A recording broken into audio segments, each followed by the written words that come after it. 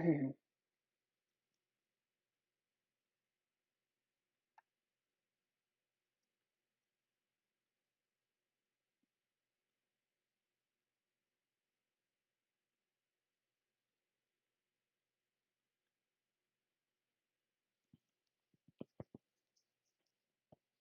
Check 2 3. Check 2 3.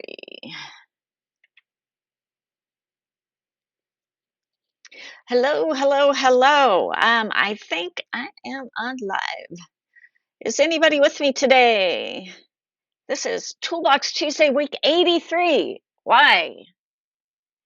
Why? I hear a lot of people asking why. Different things. Why? I'm not understanding why. I know I did something on this. This is just more of kind of a quick sharing on the subject. So if you can see me, if you're joining me, go ahead and drop a hi in the box. Give me some love.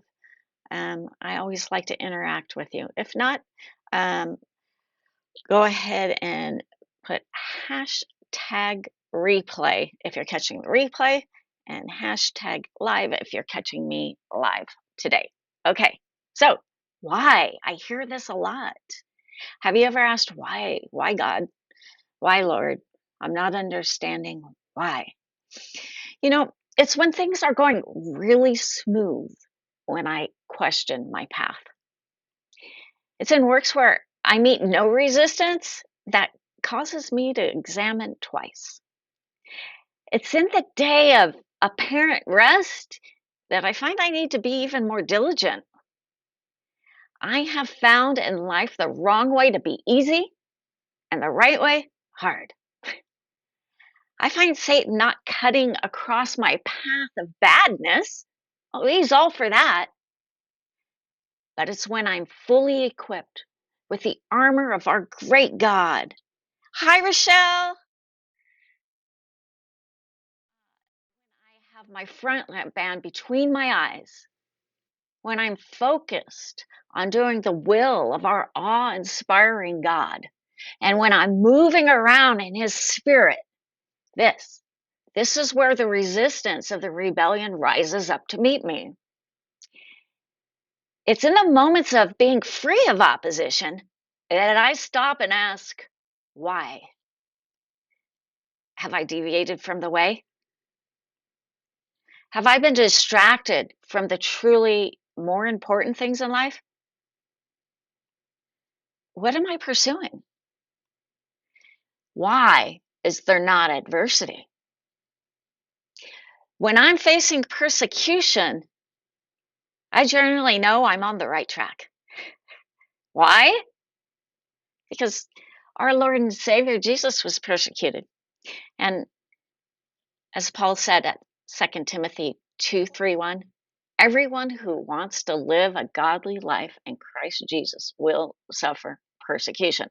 This is the truth of the matter, right? Now, persecution isn't always blatantly obvious or an attack.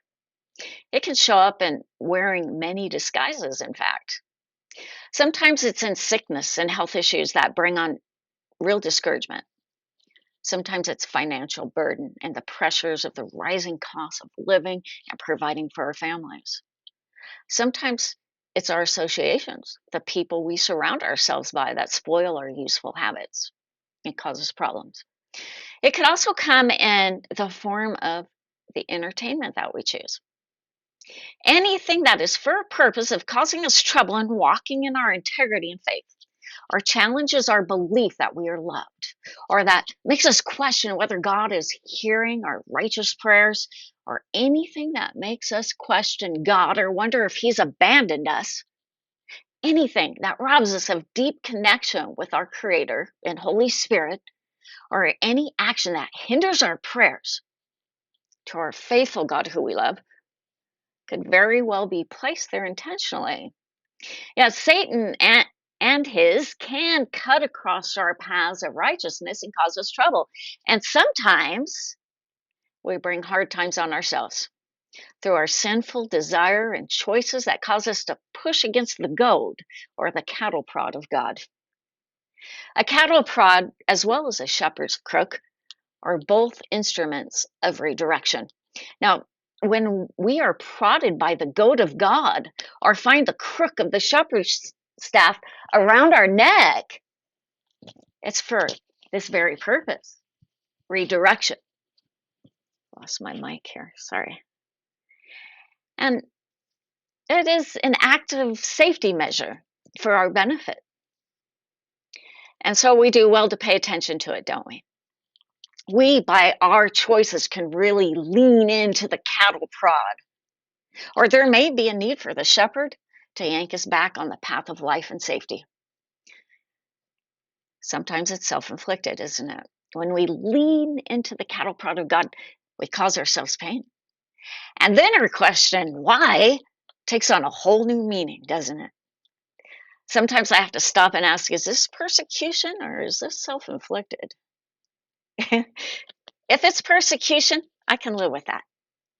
Jesus said at Matthew 5:10, "Blessed are those who are persecuted for righteousness' sake, for theirs is the kingdom of heaven."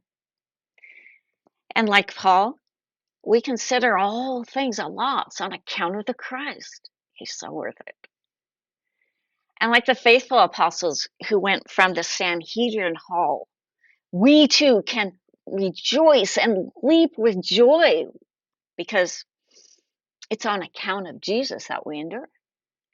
But if not, if I'm suffering because, like Balaam, I'm on a path that is beyond God's order and the proverbial donkey speaks, then I know I and I need to make adjustments to get back on the path that God blesses. Acts 5:41 and Numbers 26 through 28 for your reference there. That is why, for the sake of Christ, I delight in weaknesses, in insults, in hardships, in persecutions, in difficulties. For when I am weak, then I am strong. For we can do all things through Christ Jesus, who gives us strength. Oh, that all my whys would become because I'm doing good. Just as Cephas the rock, our beloved brother Peter said, if you suffer for doing good and endure it, this is commendable before God. Thanks for a few minutes of your time. I appreciate you. I know it's one of our most valuable resources, our time and how we spend it. I pray that you're blessed in it. I'm going to sign off for now with agape and big, big philia. Bye now.